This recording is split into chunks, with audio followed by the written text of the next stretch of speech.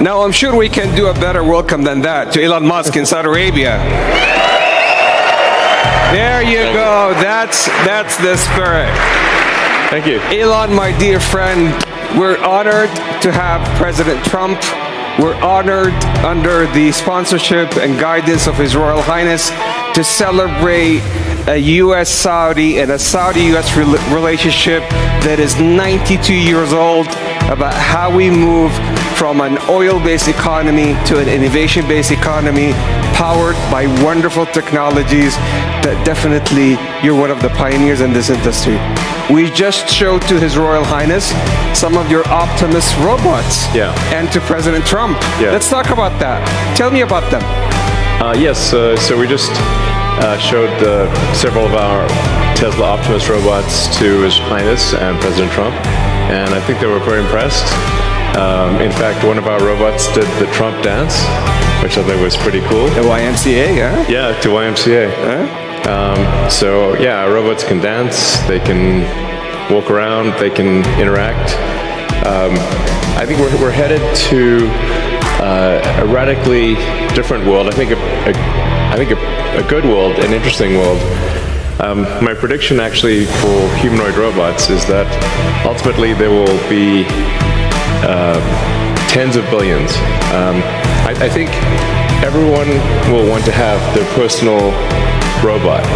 You can think of it like as though you had your own personal C-3PO or R2-D2, but even better. Then who wouldn't want to have their own personal C-3PO or R2-D2? That would be pretty great.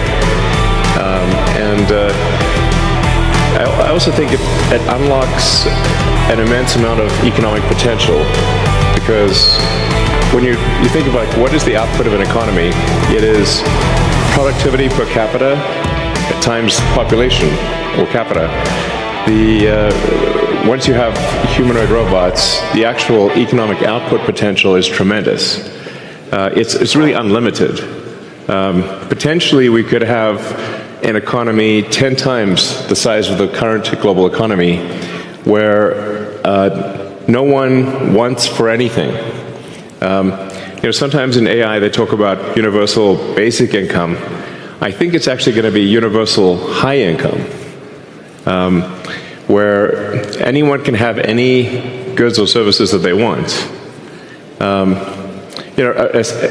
A science fiction book recommendation that I have, which I think is probably the best envisioning of an AI future, is the culture books by Ian Banks. Very highly recommended for a non-dystopian view of the future. Now, there obviously are some risks, which illustrate perhaps if we don't do this right, you could have like a James Cameron sort of movie, Terminator. We don't want that one. But having sort of a Star Trek future would be great, where we're out there exploring the stars, discovering the nature of the universe, and a level of prosperity and hopefully happiness that we can't quite imagine yet. So I'm very excited about the future, and very glad to be here. Thank you for having me. It's our absolute pleasure. And His Royal Highness was talking to you about his vision and his dream to increase productivity for the Kingdom of Saudi Arabia and power up the region and the whole world with robotics, but also on robo-taxis. So how are we doing on robo-taxis? So really you can think of a car or future cars as being robots on four wheels. And I think it would be very exciting to have autonomous vehicles here in the kingdom. Indeed. If you're amenable. You heard it here from Elon. He's bringing his robo-taxi to the kingdom.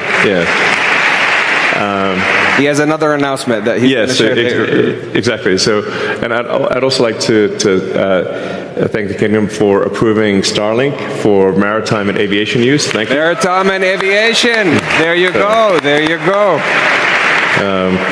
So you're going to bring us robots to help us increase our productivity, robo-taxis to make sure that our cars and assets turn into a cash-generating unit, and Starlink to reform our aviation and maritime.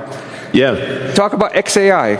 Absolutely. But I should want to mention also something that may be worth considering is tunnels. The Boring Company. I have this company called The Boring Company, which sounds kind of boring, but it literally bores tunnels. And actually, tunnels, in order to solve traffic, you really need to go 3D with roads. And by using tunnels, you can essentially create like a wormhole, like a warp tunnel from one part of a city to another and alleviate traffic. And we've actually already done this proof of concept in Vegas. So there are working tunnels in Las Vegas that you can use where that'll just, it feels like teleporting from one part of Vegas to another. So I always say that, my joke is like tunnels are underappreciated. It's a bit of a, not always a hit, but.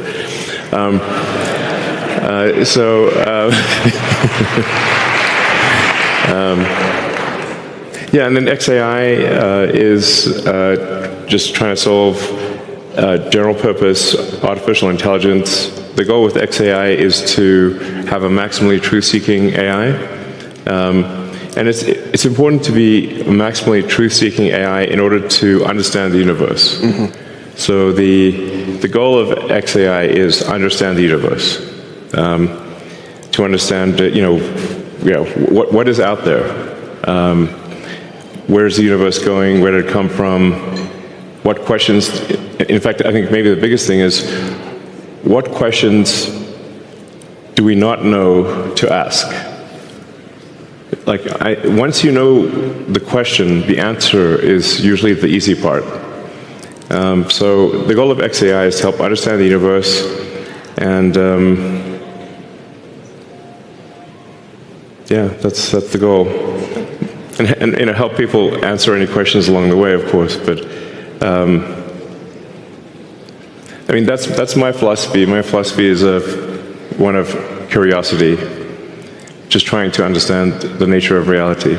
So I know you had a long day, but we also have the Honorable President and His Royal Highness Musaidi hitting the stage soon. Yes. So this is a historic day, a partnership about how we could join hands together, as we have joined hands in the past 92 years, on building a factor-based economy to help the world and power up 20% of the energy mix, which is very critical today to the AI intelligence age, the digital age, and how we have reformed, and with the intelligent age. And we could not be more appreciative of having a lifetime partner and a friend like you, Elon, to the kingdom. Thank you. Joining hands on